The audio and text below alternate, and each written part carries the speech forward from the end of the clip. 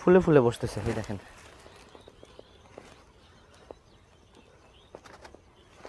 এখান থেকেই নেকটার সংগ্রহ করতেছে মৌমাছি। নেকটারগুলো ওই যে পাশে বাগান, ওইখানে বক্স রাখা আছে, ওইখানে নিয়ে জমা করছে। সেই মধুটা খুব সতর্কতার সাথে মোবাইলের কাছ থেকে সংগ্রহ করে আসুনা মধুকর বাজারজাত করে আপনাদের কাছে পৌঁছে দিবে। এতটুকু সুনিশ্চয়তার সাথে আপনাদেরকে কিনতে যাবেন।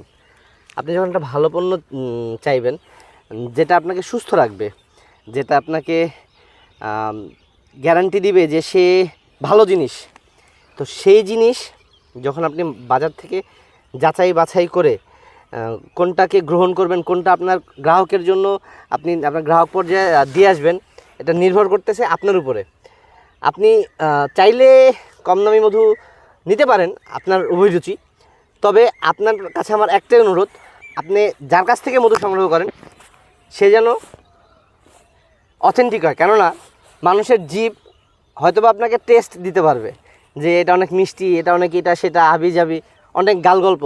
মধু যাচাই বাছাই এবং বিশ্লেষণের জন্য অনেক প্রচলিত সনাতন প্রথা আছে, যেগুলো আধুনিক বিশ্বে প্রযুক্তির সময়ে একেবারেই গ্রহণযোগ্যতা রাখে না।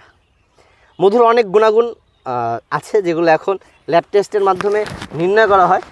এটার ভিতরে কী পরিমাণ গ্লুকোজ আছে, কী পরিমাণ ফ্রুক্টোজ আছে, কী পরিমাণ নেকটার আছে, কী পরিমাণ পানির জল মানে পানির পরিমাণ আছে, এর ভিতরে কী পরিমাণ ফুলের পলেন আছে, এই সকল বিষয়গুলোর উপর ভিত্তি করে নির্ণয় করা হবে যে এই মধুটার গ্রেড কীরকম।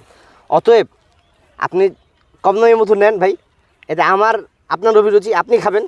তবে আমি আপনাকে বলবো যে কম দামে মধু নিয়ে মধুর সাথে চিনিটা ফ্রি খায়েন না, মধু খান, সুস্থ থাকেন। এই বলে আজকের ভিডিও আমি কালোজিরা ফুলের মাঠ থেকে প্রতিনিয়ত মধুসহ বিভিন্ন প্রকার পণ্য ক্রয় করে গ্রহণ করবেন। মধুঘরের আমাদের সুস্থ থাকবেন। শফিক ভাই আছে, আমরা দুই ভাই আসছি আজকে ফরিদপুরে। এতক্ষণ অনেক কথাই হলো, আজকে শেষ বিদায় নিলাম। আল্লাহ সবাইকে ভালো রাখুক। জাযাকুমুল্লাহ খাইরান, বারাকাতুল্লাহ ফিকুম।